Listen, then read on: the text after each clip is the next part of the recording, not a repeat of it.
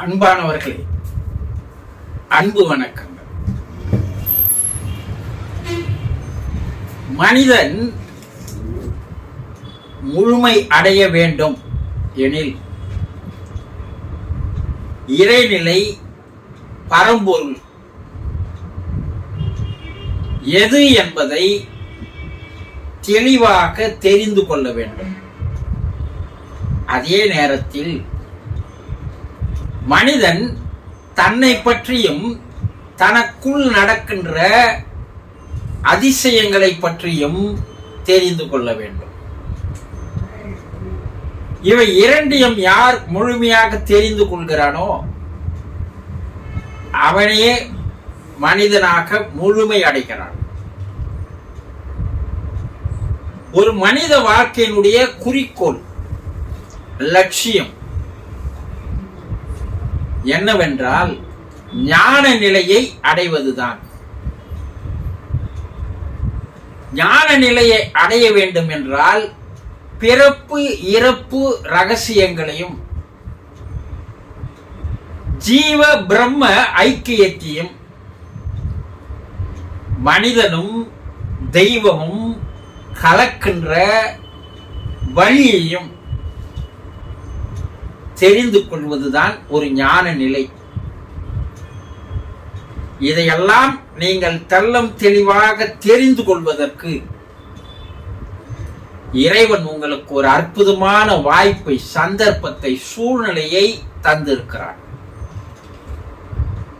எப்படி என்றால், இந்த சேனலை சப்ஸ்கிரைப் பண்ணி தொடர்ந்து நாள்தோறும் பார்த்து வாருங்கள். இது ஒரு மெய்ஞான கல்வி, ஞான கல்வி, மெய் உணர்வு கல்வி உங்களுக்கு கிடைப்பதற்கு இப்பிறவியில் இறைவன் தரப்பட்டுள்ள ஒரு சந்தர்ப்பம். இதை தவறவிடாமல் பயன்படுத்திக் கொள்ளுங்கள். யாருக்கு அந்த புண்ணியம் உண்டோ அவர்கள் இதை பயன்படுத்துவார்கள். தள்ளி போகிறவர்கள் தலைவிதியை மாற்ற முடியாமல் தவிப்பார்கள். இன்று நாம் என்ன பார்க்க போகிறோம் என்றால், ஒரு அன்பர் அகால மரணம் அடைந்தவர்களுக்கு மோட்சம் கிடைக்காதா என்று ஒரு கேள்வி கேட்டிருக்கிறார். அகால மரணம் அடைந்தவர்களுக்கு மோட்சம் கிடைக்காதா? கிடைக்கவே கிடைக்காது. அகால மரணம் அடைந்தவர்களுக்கு மட்டுமல்ல, இயற்கையா இறந்து போறாங்க பாரு, அவர்களுக்கு கூட மோட்சம் கிடைக்காது. அப்போ இறந்து போன பிற்பாடு பத்திரிகைகளில் இவர் இறைவனடி சேர்ந்தார், சிவ பதவி அடைந்தார் என்றெல்லாம் போட்டுக் கொள்கிறார்களே என்று நீங்கள் கேட்கலாம். அவர்கள் அவர்களையே ஏமாற்றிக் கொள்வதோடு சுற்றி இருக்கின்ற மக்களையும் ஏமாற்றுகிறார்கள். முதல்ல மோட்சம் என்ன? மோட்சம், விடுதலை, வீடு பேறு, நிர்வாணம், சிவகதி, சிவநிலை எல்லாமே ஒண்ணுதான். விடுதலைன்னு இந்த கூட்டலுக்குள்ளே இருக்கின்ற ஆன்மாவானது சுதந்திரமாக வெளியேறி இறைவனிடம் நேரடியாக போய் சேர்வதை தான் விடுதலை என்கிறோம். இந்த என்ஜான் கூட்டுக்குள்ளே ஒரு பறவை போல அந்த ஆன்மாவானது அடைபட்டு கிடக்கிறது. அப்போ உயிர் போகும்போது வெளியே ஆன்மா போகிறது அல்லவா? போகிறது. ஆனா இறைவனிடம் போய் சேர்வது கிடையாது. ஏனென்றால் அந்த ஆன்மா தன்னோடு மனதையும் எடுத்து போகிறது. அந்த மனதிலே கர்மா, வாசனைகள், சமஸ்காரங்கள், பதிவுகள் எல்லாம் அதில் இருக்கிறது. பாவ புண்ணியங்கள் சொல்றோம் இல்லையா?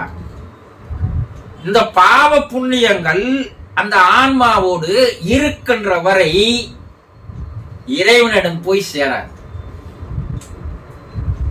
மனிதனுடைய பிறப்பினுடைய நோக்கம், லட்சியம் என்னன்னா, அவன் இறக்கும் போது, மரணம் அடையும் போது அவன் நேரடியாக இறைவனோடு போய் சென்று சேர வேண்டும். இதைதான் ஜீவ பிரம்ம ரகசியம், ஐக்கியம் என்று சொல்லுவார்கள். அப்ப அவன் மேல போவாத தடையா இருப்பது எது? அவனுக்கு விடுதலை கிடைக்கல, மோட்சம் கிடைக்கல, வீடு பேர் கிடைக்கல. அப்ப என்ன அவனுக்கு தடையா இருக்குதுன்னா, அவனுடைய கர்மா தான் அவனுக்கு தடையாக இருக்கிறது. அந்த ஆன்மாவை சுற்றி இந்த கர்மாவானது சூழ்ந்து கொண்டிருக்கிறது. இந்த கர்மா என்ன பண்ணுது? அதே ஆன்மாவை மறுபடியும் பிறவி எடுப்பதற்காக அந்த ஆன்மாவை கூடவே அழைத்து வருகிறது. மறுபடியும் வேறு ஒரு உடலில் புகுந்து வேறு ஒரு பிறவி எடுக்கிறது. அப்படி வேறு உடலில் புகுந்து பிறவி எடுக்கும் போது ஏற்கனவே இருந்த கர்மா இப்போது இப்பிறவியில் சேர்கின்ற கர்மா மேலும் ஒரு வலயமாக மாறிவிடுகிறது.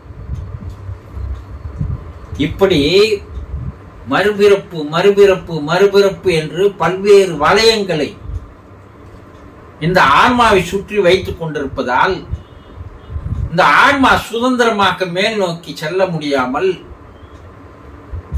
ஒரு பலூனுடைய கீழே ஒரு வெயிட் கட்டப்பட்டது போல, இந்த பலூன் பறக்க முடியாமல் தவிப்பதை போல, இந்த வெயிட் என்று சொல்லக்கூடிய அந்த கர்மாவானது அந்த பலூனை மேலே செல்ல முடியாமல் இழுத்து பிடித்த வண்ணமாக இருக்கிறது. அப்போ எப்போது இந்த கர்மா இல்லாமல் போகிறதோ, மனம் இல்லாமல் போகிறதோ, எப்போது அது நில் பேலன்ஸா நீங்க பண்றீங்களோ, அப்போது அந்த ஆன்மா சுதந்திரமாக மேலே நோக்கி சென்று மோட்சம், விடுதலை, வீடு பேரு, சிவநிலை, சிவகதி, சிவ பதவி அடைகிறது. அதற்கப்பால் அதற்கு மறுபிறப்பு கிடையாது. அது இறைவனாகவே, இறைவனில் கலந்து இறைவனாகவே மாறிவிட்டது. அப்ப அந்த நிலை எப்போ வருகிறது?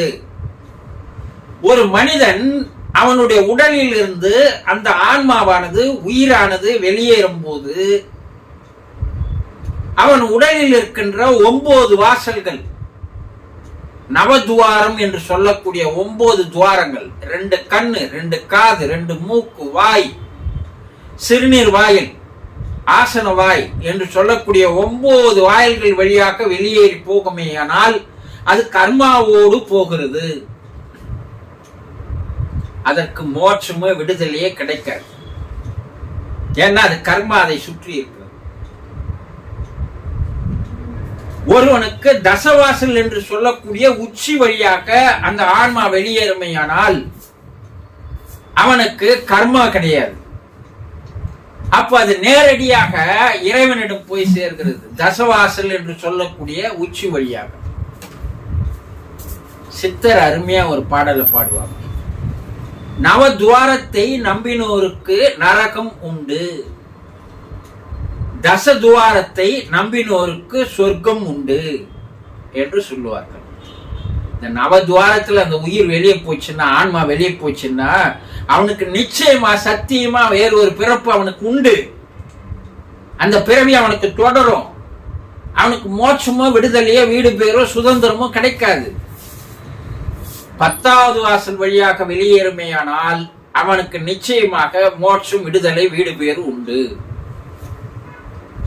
அகால மரணம் அடைந்தவர்களுக்கு ஆன்மாவே சாந்தி அடையாது பல ஆண்டுகளாக.